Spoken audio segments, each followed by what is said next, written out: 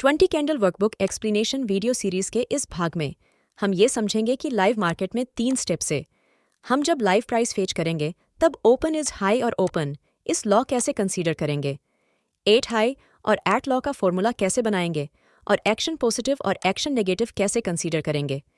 यहाँ देखिए, इस वीबीए बटन को क्लिक करते ही हमें इस बॉक्स में ये इन्फॉर्मेशन मिल रही है कि राइट नाउ मार्केट में इतने शेयर ओपन इज हाई और इतने शेयर ओपन इज लॉ की कंडीशन पे ट्रेड हो रहे हैं। यहाँ फॉर्मूला बार में देखिए, यहाँ जो डेटा आ रहा है वो OHL कॉलम से आ रहा है और ये कॉलम कहाँ है ये देखने के लिए हम यहाँ एड्रेस बार में OHL क्लिक करते हैं। ये रहा वो कॉलम। इसका मतलब ये है कि इस कॉलम में जहाँ ओपन इज हाई या ओपन इज लॉ आएगा वो डेटा उस शीट में सॉर्ट हो रहा है, मतलब कि इसी कॉलम में हमें फॉर्मूला समझना है, राइट। सबसे पहले कॉन्सेप्ट समझिए कि जिस शेयर का ओपन प्राइस उनके हाई प्राइस के बराबर है वो ओपन इज हाई है और जिस शेयर का ओपन प्राइस उनके लॉ प्राइस के बराबर हो वो ओपन इज लॉ कहलाएगा। गुड मॉर्निंग एक्सलर्स, मैं Sangeeta Kukadia, head of excel the wonder family. Excel education video series के इस भाग में आपके अपने चैनल पर आपका स्वागत करती हूँ। यहाँ ये कॉलम में ओपन प्राइस है, इस कॉलम में हाई प्राइस है, तो इस कॉलम में लॉ प्राइस है जो हम 3 स्टेप से फेच करते हैं जिसमें लगभग 10 सेकंड का समय लगता है। आशा करती हूँ आपने पहले पार्ट का वीडियो देखा है, नहीं तो इसे समझने में आपको थोड़ी सी परेशानी आ सकती है। तो चलिए जनाब, समय खराब ना करते हुए सेल में चलते हैं और फॉर्मूला टाइप करते हैं। एक बात ध्यान रहे कि हम यहाँ ऑफिस 365 के एक्सेल में काम कर रहे हैं, तो यहाँ फॉर्मूला थोड़े से एडवांस्ड होंगे क्योंकि हम नॉर्मल नहीं एडवांस्ड एक्सेलर्स है भाई साहब। तो चलो सीखते हैं। इस सेल में लिखेंगे is equal to if bracket open, logic यहाँ ये है कि open equal to high comma, मतलब कि ये कॉलम अगर इस कॉलम के बराबर होगा तो ये कंडीशन मैच होगी और OH आउटपुट मिलेगा।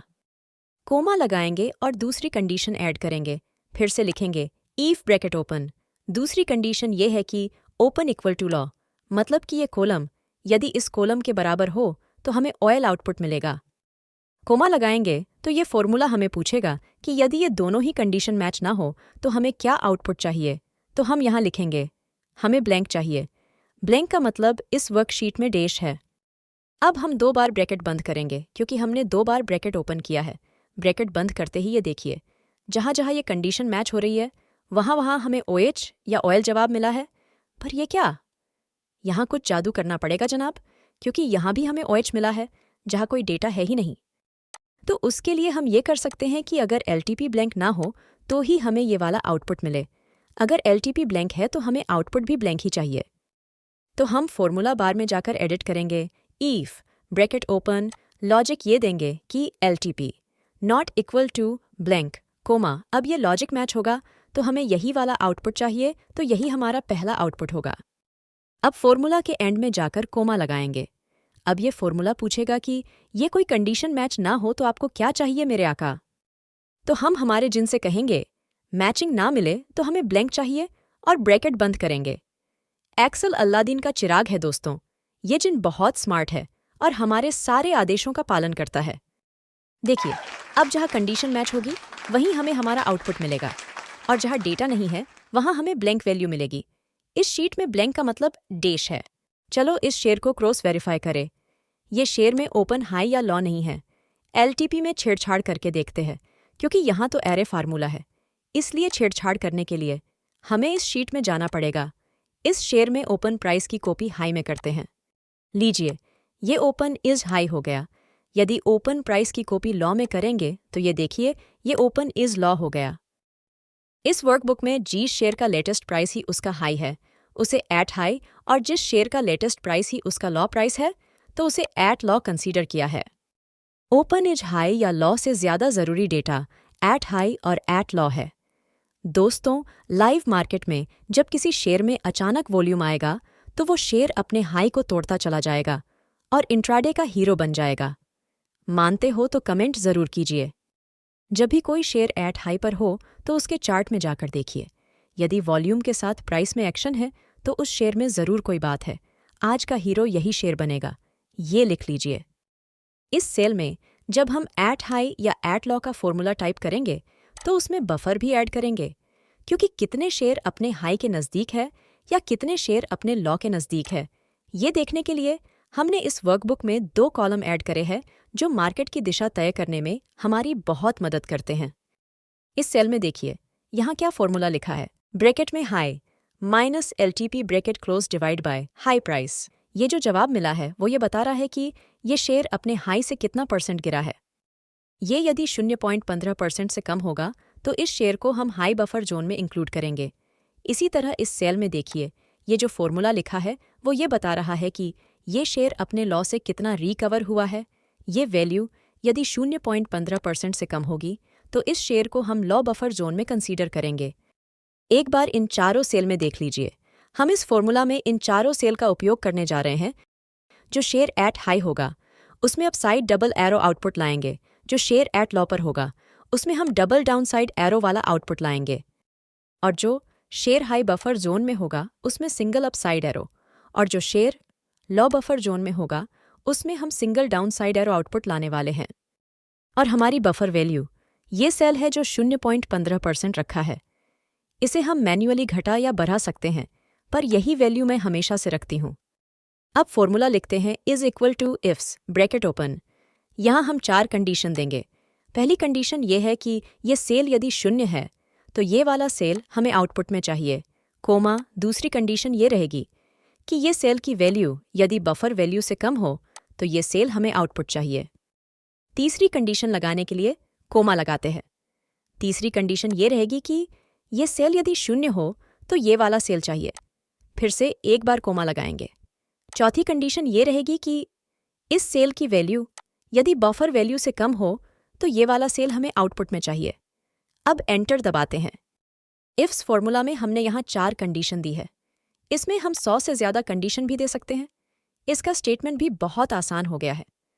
एक्सेल अब बहुत स्मार्ट और इजी बन गया है दोस्तों। इस फॉर्मूला में बस ध्यान सिर्फ इतना रहे कि इफ एरर फॉर्मूला ऐड करना ज़रूरी है, क्योंकि इस फॉर्मूला में हमारा कोई स्टेटमेंट मैच नहीं होगा तो ये फॉर्मूला हमें एरर देता है। तो इस एरर को दूर करने के लिए हम नॉर्मल एक्सेलर की तरह इफ एरर ऐड कर देंगे। यहाँ आकर लिखना है इफ एरर ब्रैकेट ओपन करेंगे, लास्ट में आकर कोमा देंगे और एरर में हमें जो वैल्यू चाहिए वो लिखेंगे। हम यहाँ ब्लैंक टाइप करेंगे क्योंकि हमें ब्लैंक चाहिए। लीजिए, at high, at low, high buffer zone और लॉ बफर जोन का फॉर्मूला हमने लिख दिया है। ये थोड़ा सा टेक्निकल ज़रूर है माय डियर एक्सेलर, पर प्रैक्टिस करेंगे तो हम एक्सेल से कुछ भी काम निकलवा सकते हैं। अब एक नज़र यहाँ कीजिए। ये बटन दबाते ही ये वर्कबुक हमें ये रिजल्ट देती है कि निफ्टी टोटल मार्केट के सारे शेयरों में आज कितने शेयर में एक्शन पॉजिटिव और कितने शेयरों में आज एक्शन नेगेटिव है।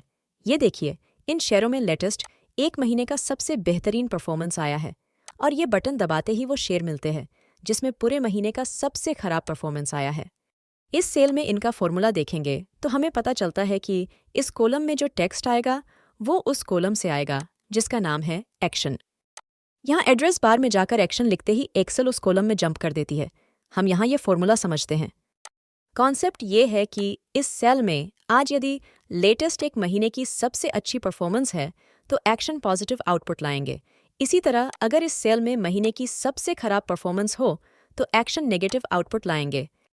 तो चलो, इंतज़ार किस बात का करें, इस सेल में फॉर्मूला लिखते हैं इज इक्वल टू। इस रॉ में इन 20 दिनों के जो रिजल्ट है उनमें सबसे छोटी वैल्यू को पहले कैलकुलेट करते हैं। फॉर्मूला ऐसे लिखेंगे कि मीन ब्रैकेट ओपन, ब्रैकेट में ये रेंज सिलेक्ट करेंगे और ब्रैकेट बंद करेंगे। हमें जो जवाब मिला है वो इस शेयर का लेटेस्ट 20 दिनों का सबसे खराब परफॉर्मेंस है। अब हमारी कंडीशन ये रहेगी कि आज का परफॉर्मेंस यदि इस जवाब से भी खराब है तो हमें एक्शन नेगेटिव चाहिए। उसके लिए हम यहाँ फॉर्मूला बार में एडिट करेंगे। इफ ब्रैकेट ओपन आज के रिजल्ट वाला ये सेल सिलेक्ट करेंगे और कंडीशन ये देंगे कि इस वाले सेल की वैल्यू अगर इस जवाब से छोटी हो तो हमें ये वाला आउटपुट चाहिए। यहाँ हमारा पहला आर्ग्यूमेंट पूरा हुआ है। यदि कंडीशन मैच नहीं होगी तो हमें ब्लैंक चाहिए। दूसरा आर्ग्यूमेंट एक बार के लिए पेंडिंग रखते हैं, ब्रैकेट बंद करेंगे। इस फॉर्मूला की कॉपी करेंगे तो ये देखिए, जिसमें आज 20 कैंडल की सबसे खराब परफॉर्मेंस है वहाँ हमें एक्शन नेगेटिव आउटपुट मिला है। वैसे ही एक्शन पॉजिटिव शेयर फाइंड करने के लिए हमें इस रेंज की सबसे बड़ी वैल्यू के साथ कैलकुलेशन करना पड़ेगा।